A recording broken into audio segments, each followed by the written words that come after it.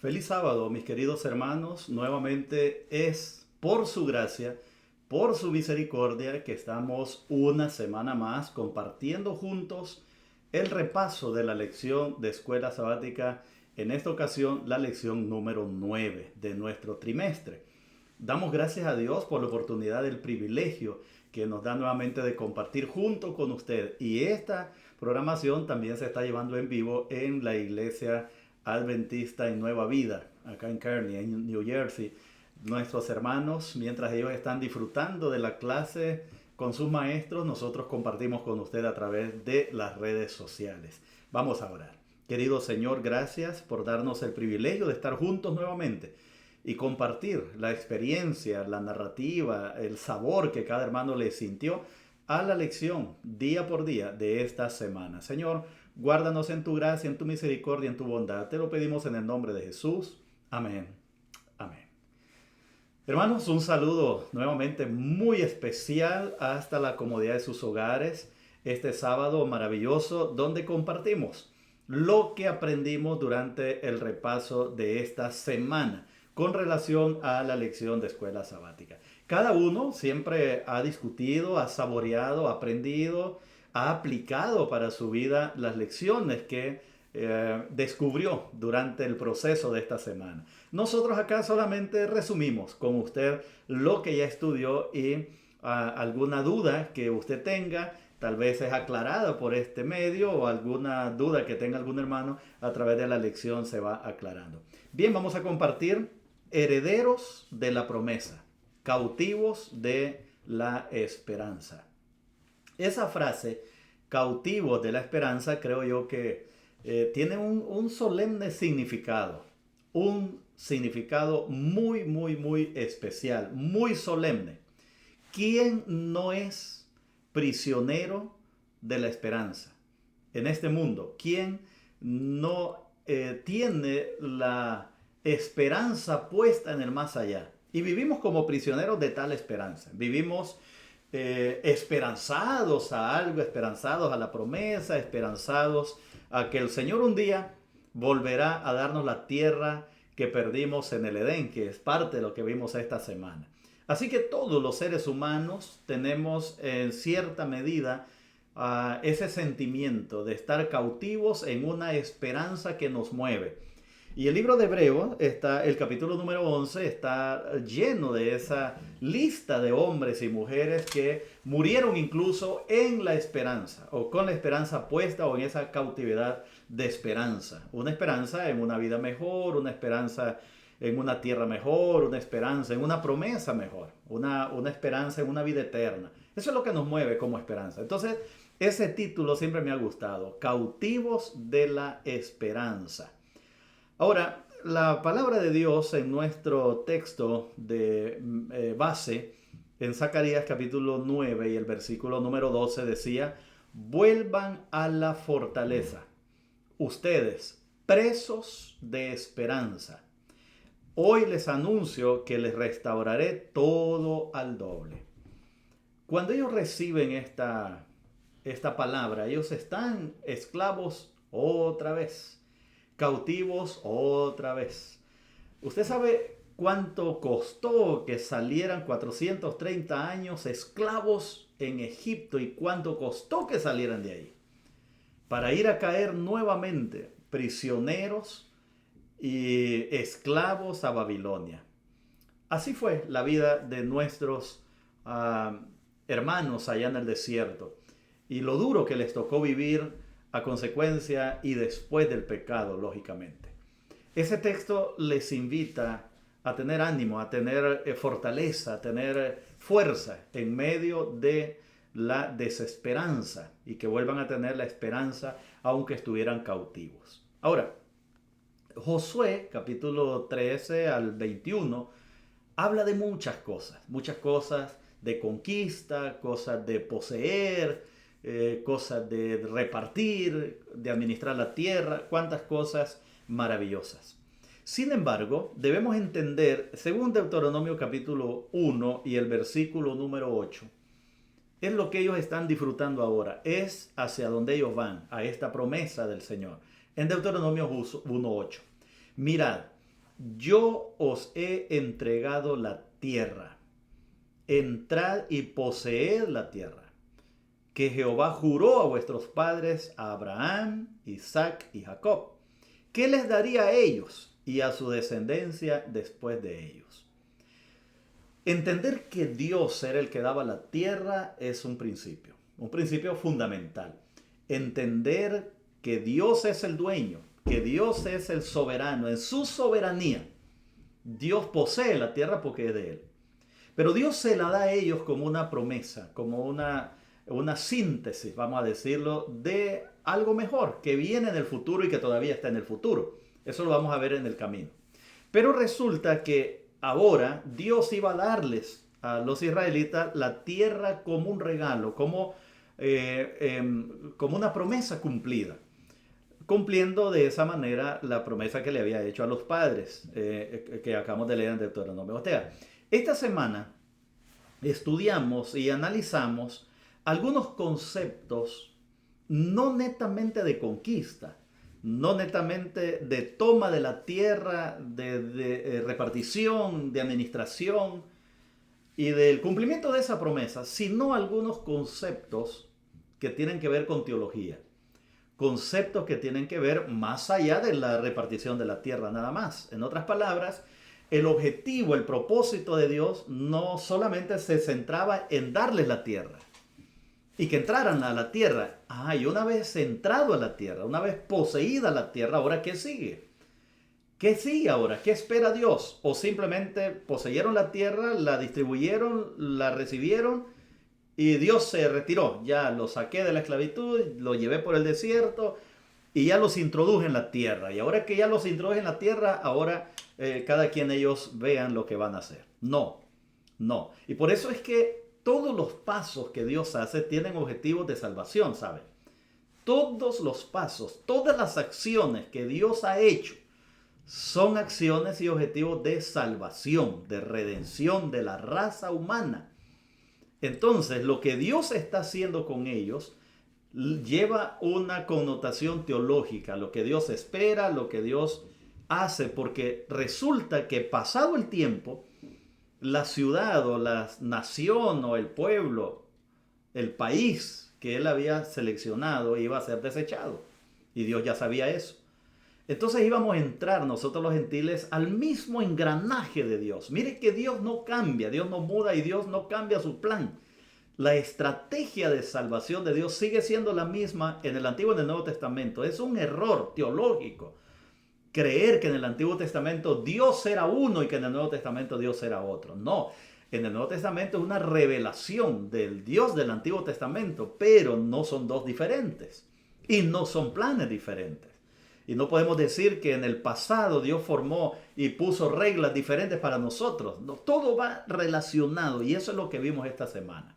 Así que vamos a entrar en detalles. El comentario de Elena G. de White del día sábado, como una base de lo que vimos, decía lo siguiente: después de la muerte de Moisés, el gobierno pasó a manos de Josué, ya lo vimos bastante la semana antepasada, como siervo de Dios. Debía realizar una tarea especial. Desempeñó su oficio con gran honor y responsabilidad, y las instrucciones impartidas a Moisés le fueron transferidas de un modo singular también a Josué. ¿Por qué se le pasaron las instrucciones de Moisés a Josué? Porque es el mismo Dios, porque es el mismo propósito, porque es el mismo plan. Dios le instruye a Moisés lo que va a hacer. Pero una vez que toma a Josué, no le dice olvídate de Moisés y olvídate de todo lo que sucedió con Moisés. No, Moisés seguía siendo el punto de referencia para Josué. Por la razón que Josué no era absoluto o aparte del plan de Dios con Moisés. El Dios sigue siendo el mismo y el plan de Dios sigue en marcha. Cambió de líder nada más, pero Dios sigue dirigiendo con los mismos conceptos y los mismos principios hasta el día de hoy. Entonces la sierva sigue diciendo: ahora pues, dijo el Señor, levántate y pasa este Jordán, tú y todo este pueblo, a la tierra que yo os doy a los hijos de Israel. Yo os he entregado, como lo había dicho a Moisés, todo lugar que pisare la planta de vuestro pie. yo se lo dije a Moisés y a ti no te voy a decir otra cosa. A ti lo que te voy a decir es que sigas las instrucciones que se le dieron a Moisés. Contigo van a cambiar un poco porque tú los vas a introducir, Moisés no los introdujo, pero los principios son siempre los mismos. Vamos a trabajar por el mismo concepto de principio. Todo comenzó en el Edén. En el Edén las cosas eran diferentes. Hay una pregunta que voy a hacerme referencia a la pregunta porque es importantísima la respuesta que vamos a dar de esa pregunta. ¿Cuáles fueron las consecuencias de la caída en relación con el espacio vital de la primera pareja humana? Lógicamente, después de la pregunta en el párrafo siempre va a estar la respuesta para que usted se guíe de esa manera. Y la respuesta estaba en el párrafo de más abajo. Tuvieron que abandonar ese ámbito perfecto, o sea, tuvieron que abandonar su espacio de comodidad que Dios les había puesto en el Edén.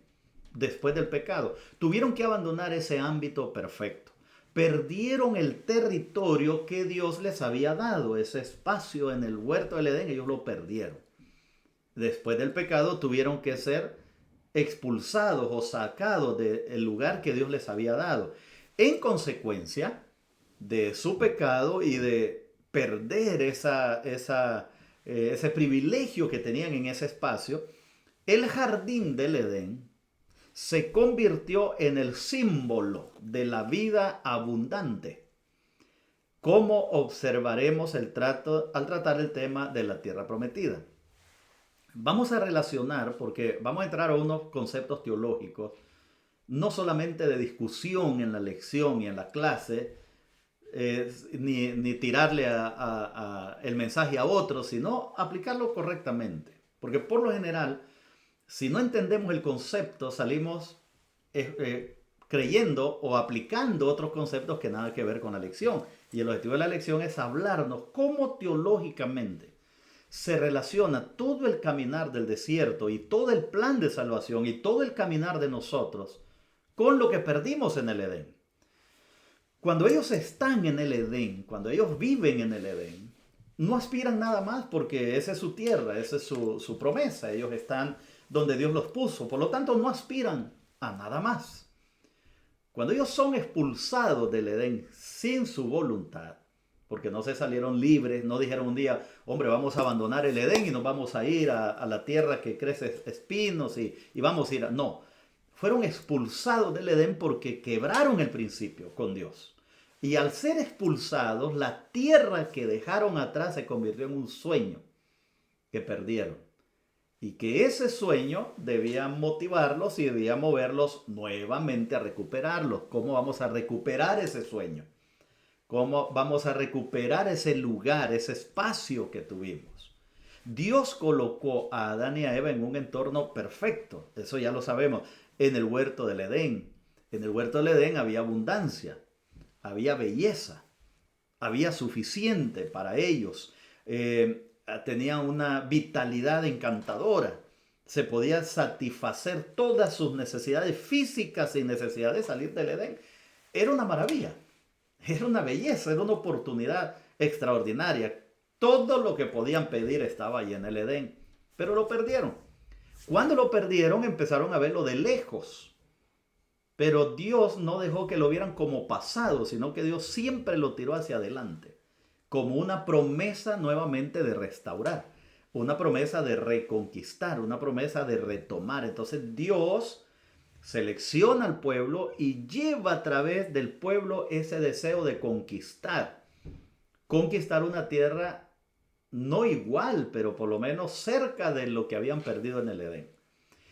El Edén no era de ellos, usted bien sabe, el Edén no era de ellos, era para administrarlo. Y la tierra que iban a conquistar o que Dios les iba a dar, también era para administrarla. Esos son los principios que hemos visto esa semana con relación al jubileo y en la relación al año sabático que debía llevar la tierra. Principios de mayordomía o principios de administración para darle cuenta o rendirle cuenta al dueño de la tierra o cuidar lo que Dios nos dio, que era lo que debió haber hecho Adán y Eva en el Edén, cuidarlo, administrarlo, porque esa fue la orden de Dios. Sojúzguenlo, cuídenlo. Vivan de él, pero administrenlo sabiamente. En la tierra prometida que se les da en el desierto, se sigue el mismo principio. Se sigue el mismo principio de recuperar lo que se había perdido. ¿Se da cuenta? Por eso es que es un principio teológico, porque Dios está hilando aquello con el desierto y el peregrinar que nosotros también llevamos como cristianos, como hijos de Dios. O sea, esperanzados a una promesa, esperanzados nuevamente a una tierra donde Apocalipsis dice no habrá tristeza, no habrá llanto, no habrá dolor, no habrá lágrimas, porque Dios enjugará las lágrimas de todos y Dios mismo estará con nosotros allí. El mismo sueño, el mismo principio. No era simplemente divagar por el desierto, era enseñarles a ellos principios que tienen que ver también con la eternidad.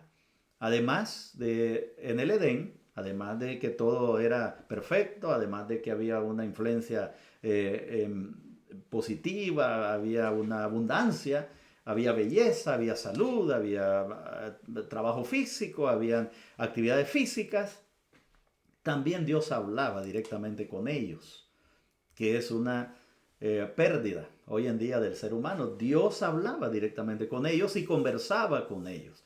Por lo tanto, el jardín se volvió en un centro de aprendizaje, donde Dios hablaba con ellos conversaban con Dios, le ponían sus inquietudes a Dios. Por lo tanto, Canaán, o la tierra que ellos iban a poseer, debía ser también un centro de aprendizaje. Y es lo que nosotros vimos esta semana. ¿Qué fue lo primero de las lecciones que vimos esta semana después de ver el Edén y después de ver cómo Canaán se iba a relacionar o cómo Dios se interesa en restaurar esa escuela del Edén y la proyecta nuevamente? Van a la esclavitud y Dios le dice, mire, vamos a recuperar la escuela, ustedes van a volver a entrar, les voy a volver a dar la tierra, pero ustedes van a ser diferentes, vamos a seguir haciendo de la tierra la escuela. Y entonces, cuando ellos conquistan la tierra y la poseen, ahora vienen las reglas físicas, vienen las reglas morales, vienen las reglas civiles y vienen los 10 mandamientos como las reglas espirituales. Y al final se vuelve a convertir en una escuela, la tierra que les prometió Canaán. La tierra prometida vuelve a convertirse en una escuela como Dios quería que se convirtieran. Y ellos deben practicar leyes y reglas que el resto de vecinos no lo hacía, porque esos no eran la escuela eran ellos, donde Dios estaba nuevamente enseñándoles cómo debían comportarse. Desgraciadamente aún así se perdió la escuela con los alumnos, ¿no? Ahora, en relación a la tierra como un don, esa es la primera lección. La tierra como un don de Dios. O sea, el poseer la tierra, el tenerla, era un don de Dios, un regalo de Dios. Mis queridos hermanos, en el concepto de la mayordomía, nosotros hemos entendido que Dios es dueño, que Dios es el dueño y que nosotros somos mayordomos, mayordomos del cuerpo, mayordomos de la vida, mayordomos de todo lo que Dios nos ha dado, incluso nuestros bienes. Y el que tiene un árbol de mango, bueno, sabe lo que es la primicia, sabe lo que es el fondo de inversión, todo eso usted lo sabe, porque nosotros reconocemos que Dios es el dueño. Seguimos con la misma lección, ¿se da cuenta? Seguimos con la misma escuela que Dios quería que fuera. Y en lo primero que Dios les enseña a ellos, la pregunta es, ¿qué relación especial existía entre Dios, Israel y la tierra prometida? Bueno, la respuesta igual viene en el párrafo, pero usted discute la respuesta según los textos que se nos dan. En otras palabras, no podían tener la tierra y sus bendiciones sin la bendición de Dios. Eso es lo primero. ¿Cuál es la relación de poseer la tierra? ¿Cuál es la relación de poseer la tierra que Dios les había dado y la existencia de Dios? Bueno, en un nivel muy básico, la tierra ofrece identidad física a una nación. Como nación, ellos iban a tener su identidad. Al ubicar la nación, también determina su ocupación, su estilo de vida y todas las reglas y las leyes que Dios les va a dar para cumplir en la tierra prometida. Ahora, Israel recibió de Dios la tierra como un don, no como un derecho inalienable. Eso es lo primero que ellos deben entender. ¿Acaso Adán y Eva no recibieron la tierra igual como un don de Dios? No como un regalo, no era. Si hubiera sido de ellos, si Dios se lo hubiera dado a ellos de por vida, hubiera dicho, mire, es de ustedes, destruyanle y hagan lo que quieran con ella. Dios nunca lo hubiera expulsado del Edén, pero Dios los expulsa del Edén porque ellos traspasan el principio del don de Dios. Ellos traspasan el principio del don, no ven el Edén como un don de Dios, sino que van y quieren negociarlo con el enemigo. Pero a los israelitas Dios les da la tierra como un don, no como un derecho inalienable. El pueblo elegido de Dios siempre que mantuviera una relación de pacto con el Señor y respetara los principios de ese acuerdo, de que la tierra era un don de Dios y que era posesión para ellos, pero Dios estaba siempre al control, ellos podían ser bendecidos en la tierra y podían disfrutarla y llegar a ser bendición. En otras palabras, no podían tener la tierra y sus bendiciones sin la bendición de Dios. Eso, hermano querido, es mayordomía. Nosotros debemos entender que todo don perfecto viene de lo alto. Todo don perfecto viene de Dios. Y todas las cosas que nosotros poseemos o tenemos o ganamos con el sudor de la frente es un don de Dios. Desde las cosas pequeñas que usted tiene en casa, de ahí en adelante, todo lo que usted tiene es un don de Dios. Ahora, usted puede decir, mire, pero el impío crece y tiene cosas, hasta jets y aviones privados y lanchas y yates y todo eso tiene. Sí, pero ellos son impíos. Usted y yo somos cristianos. Y usted y yo estamos en esta escuela. Por lo tanto, que aquel haga y quiera hacer con su vida es problema de él. Por eso el impío nunca va a entender por qué usted es fiel a Dios. Si usted va al impío a buscar consulta y opinión en cuanto a su mayordomía, el impío le va a decir que usted es un tonto, que usted es un sujeto y que usted está manipulable y que a usted lo están manipulando y que le están robando. Porque el impío es impío y así piensa, pero usted o yo que hemos aprendido el principio del pueblo y del don de Dios, nosotros sabemos por qué somos fieles al Señor y por qué le damos al Señor lo que el Señor nos está demandando y por qué lo hacemos. Porque nosotros estamos en una escuela, el día que aceptamos a Jesús nos matriculamos en una escuela de aprendizaje y entendemos que todo es un don de Dios.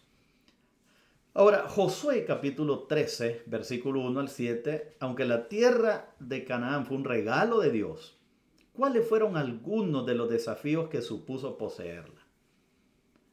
Nosotros sabemos que ellos salieron con palos y machetes y cuchillos tal vez de la esclavitud. No llevaban nada.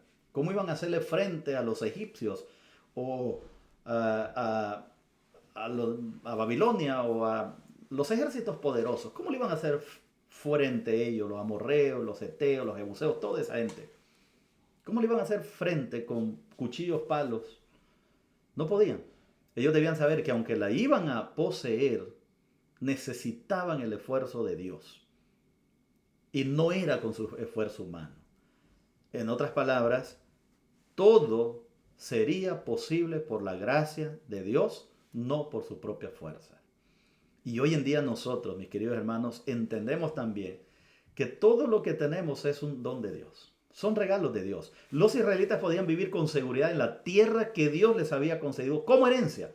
Eran, por así decirlo, los legítimos inquilinos de la tierra que pertenece a Dios. Sin embargo, la iniciativa de Dios debía estar acompañada de una respuesta humana. Me gusta eso. Que nosotros somos inquilinos de aquello que tenemos cuando reconocemos y aceptamos que todo es un don de Dios.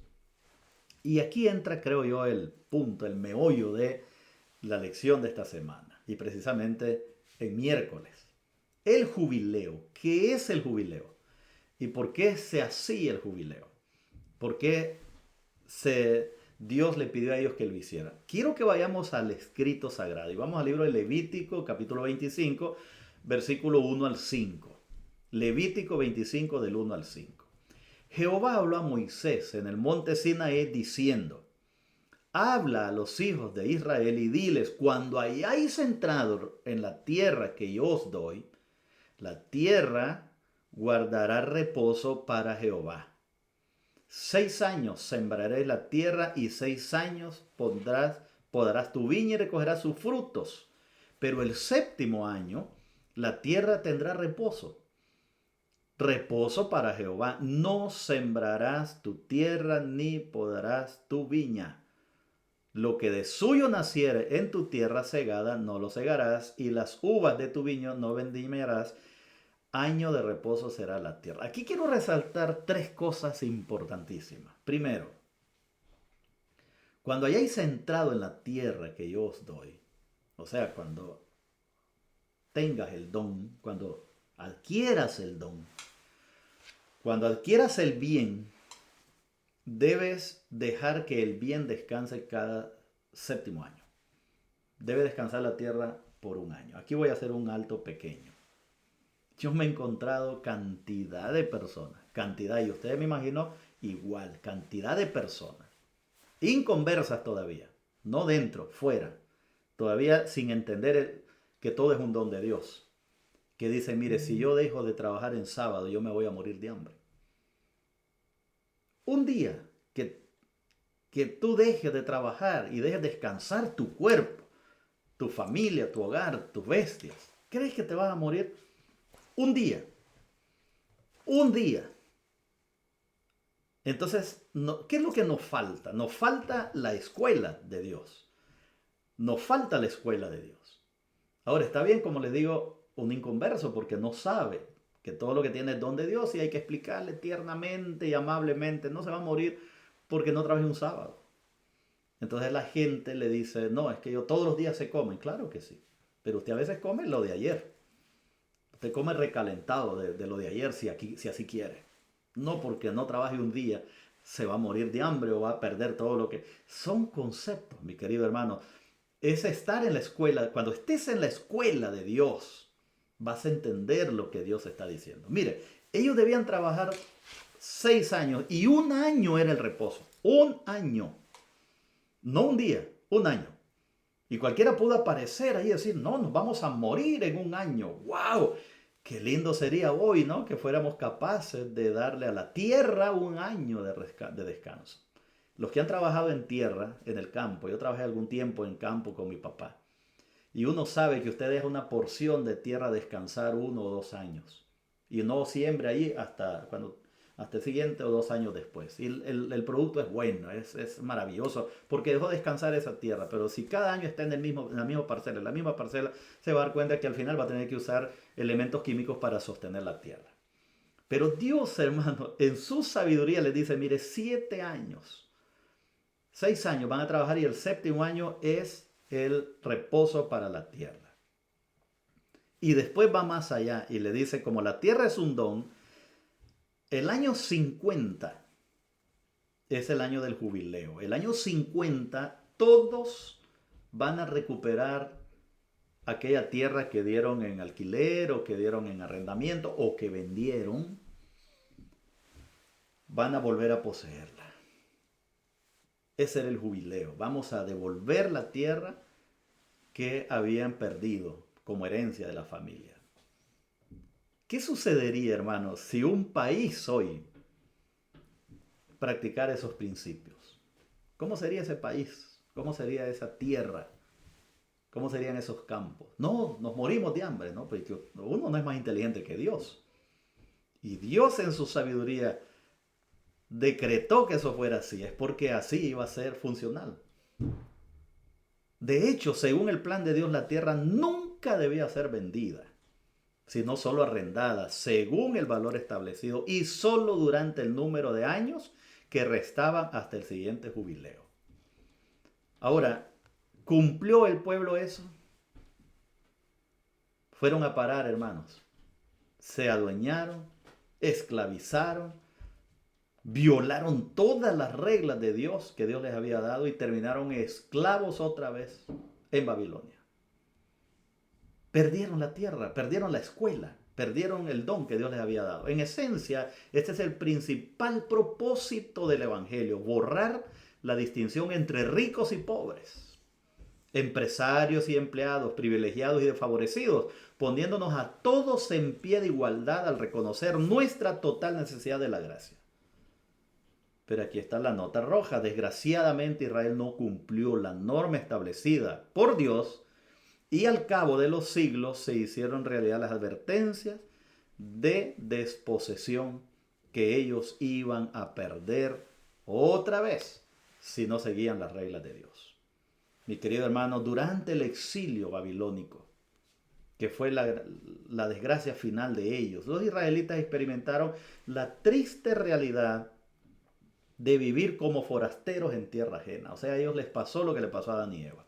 Tuvieron el don, tuvieron la tierra, tuvieron el jardín, tuvieron el Edén, donde fluía leche y miel, dice la palabra, y no siguieron las reglas de Dios. Por lo tanto, al no seguir las reglas de Dios, entonces tuvieron que pagar las consecuencias, terminaron exiliados en Babilonia, vivieron la triste realidad otra vez de forasteros, pero también la promesa de que su relación con Dios no estaba condicionada ni limitada a la posición de la tierra. Mis queridos hermanos, cuánto que aprender y reconocer que estamos eternamente salvados cuando entramos por las puertas de la gracia de Cristo Jesús. Que Dios nos ayude, mi querido hermano, y entender que somos mayordomos de los bienes de Dios, que el propietario de los bienes es Dios, que Dios nos ha dado a nosotros por gracia, por misericordia. Nos ha dado todo cuanto tenemos y nos ha dado también una salvación tan grande. Que disfrutemos juntos, hermanos, el repaso de la siguiente semana, donde veremos acerca del verdadero Josué. Que Dios nos ayude a ser mayordomos fieles del Señor y también a creer que por un día que usted repose para el Señor, usted no se va a morir de hambre ni va a perder en su economía. Dios es fiel, Dios mantiene su palabra y su promesa. ¿Oramos? Querido Jesús, gracias por darnos este privilegio, esta oportunidad. Ahora, Señor, al unirnos a la adoración, acompáñanos. En el nombre de Jesús. Amén. Amén. Dios le bendiga, mi querido hermano, y unámonos a la adoración.